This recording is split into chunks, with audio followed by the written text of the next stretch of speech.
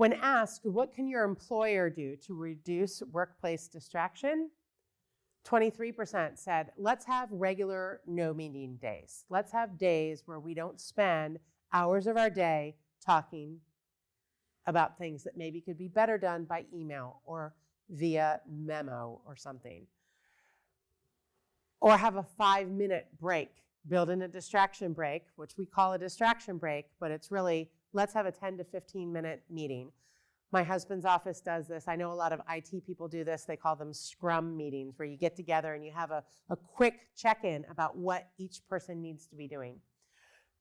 31% said defining cultural norms, these rules of engagement about noise levels and interruptions. When is it okay to go to somebody's office and say, can I interrupt you for a few minutes? Because if one person's doing that, everybody's doing that. And can we have some closed door policies that aren't rude and exclusionary? And how do we have those sorts of policies and actually still have the collaborative work environment that we want and great relationships, interpersonal relationships with our coworkers? 37% said they could use time management and meeting management skills. 38%, almost 40% saying, let's establish some quiet spaces in our office versus collaborative, noisy spaces in our office. In the cubicle environment, it is extremely, extremely difficult to do this, right? But employers can do this, and it's important for them to do it. 40% said allowing flexible schedules. Let me work from home sometimes. When I worked in an office environment, I could sometimes get more work done in one day of working at home than I could in a week of being in the office. And there is a benefit to collaboration. There is a benefit to that interpersonal interaction. There is definitely a benefit to brainstorming and group work. Having more flexible options really will help with productivity, though, and with the employee's ability to maintain those focus skills and maintain the gray matter that allows for deep thinking, critical thinking, and analysis. This gets even worse in the clinical environment, not only because they don't have offices often, but because there's a real high risk level associated with their distractedness, right? Patients can be injured or even die. If you can't read the words up here, hey, are you busy? No, I'm just squeezing in a bit of work between interruptions. And down in the bottom, it says, you have 15 new messages, you have 7 new emails, you have 3 missed calls. We can all relate to this feeling of, I just have to get this work done. How can I do it without being a total jerk to our coworkers? Because that's not cool either.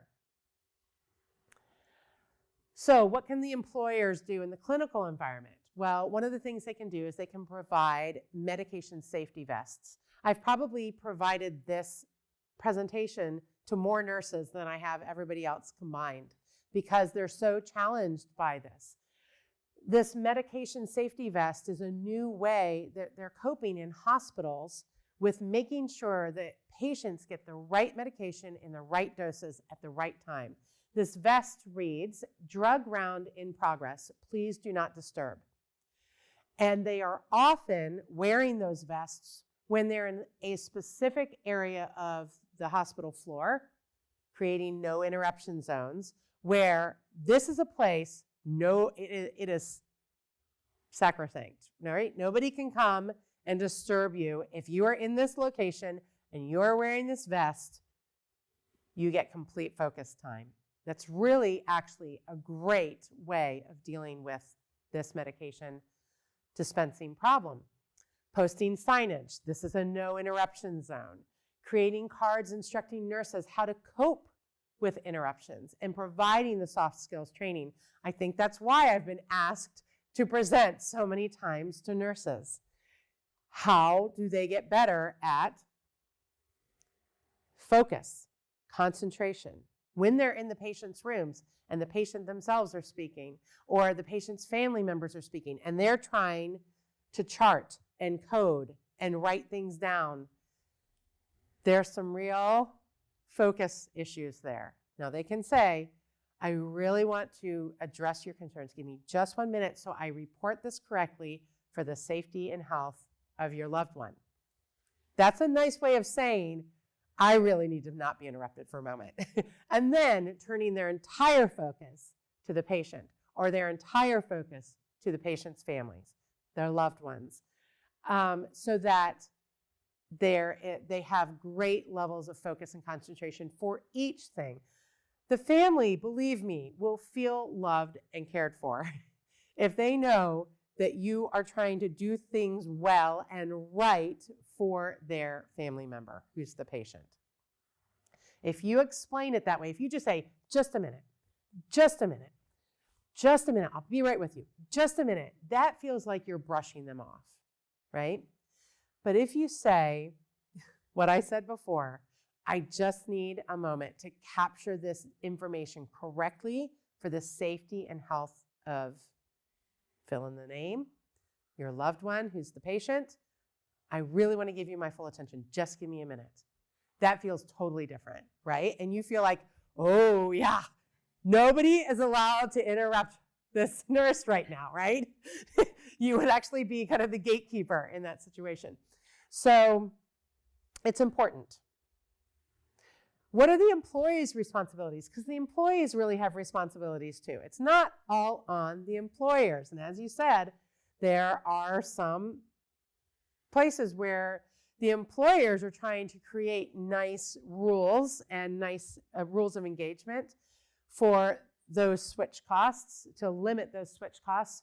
But the employees have to be on board and they have to do their part. What can the employees do in both of these situations, both in the office environment and the clinical environment? It turns out to be very similar things. In the office environment, focus on doing the most important work first. That turns out to be very much like triage in a clinical environment, right? You need to get the most important things done. If there was a crisis, you would have no problem immediately focusing on the life-saving activity or the most important thing. We do it all the time. Know your triggers. Put your phone in airplane mode or turn it off completely. Closing all tabs and applications that are irrelevant, so you're not getting those Facebook notifications every couple seconds on your screen that you then have to click and close and then ramp back up to the task. In the office environment as well, finding a quiet place to work, just as we were talking about no interruption zones in clinical environments. In the office environment, using what they call the 20-minute strategy. I would actually say it should be longer than 20 minutes, but the 20-minute strategy is, I am going to focus on this one task and this one task only for the next 20 minutes. Nothing will interrupt me. I would say making that a little longer would be better given the ramp up time to get back to that place of focus. And then in the clinical environment, as we were just discussing with the previous slide, following the medication administration safety guidelines that are being put in place by lots and lots of hospitals, which is really a good, healthy move for everybody involved.